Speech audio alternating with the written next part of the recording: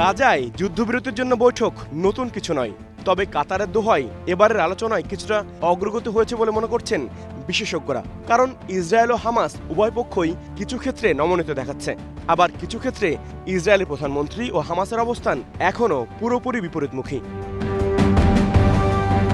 যুদ্ধবিরতির সমঝোতায় পৌঁছাতে আরও 1 থেকে 2 সপ্তাহ সময় লাগতে পারে, এমনটাই আভাস দিয়েছেন ইসরায়েলি এক সিনিয়র কর্মকর্তা।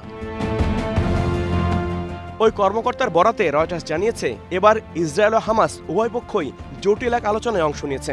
আলোচনার এক পর্যায়ে উভয় পক্ষই কিছু বিষয় একমত হয়েছে।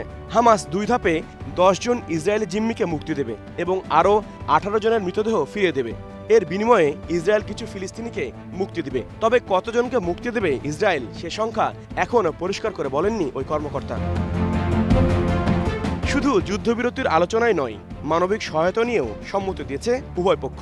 যদিও যুক্তরাষ্ট্র ও ইসরায়েল নিয়ন্ত্রিত গাজা হিউম্যানিটেরিয়ান ফাউন্ডেশন নামে যে ত্রাণ কেন্দ্র খোলা হয়েছে, সেখানে 2 সপ্তাহেই ভিড়ের মধ্যে ইসরায়েলি সেনারা হত্যা করেছে প্রায় 600 ক্ষুধার্ত ফিলিস্তিনিকে।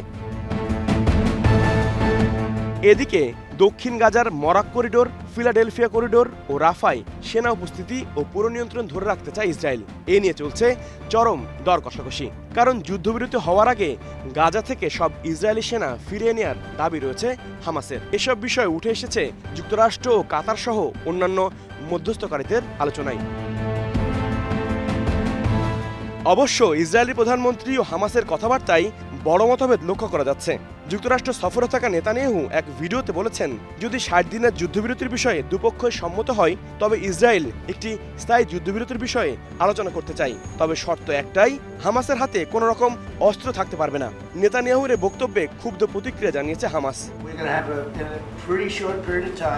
এমন বাস্তবতায় বিশ্লেষকরা মনে করছেন, দুপক্ষের আলোচনায় কিছুটা অগ্রগতি হলেও স্থায়ী যুদ্ধবিরতির চুক্তিতে পৌঁছাতে সামনে রয়েছে এখনো বহু challenge. HR Ovi, star news.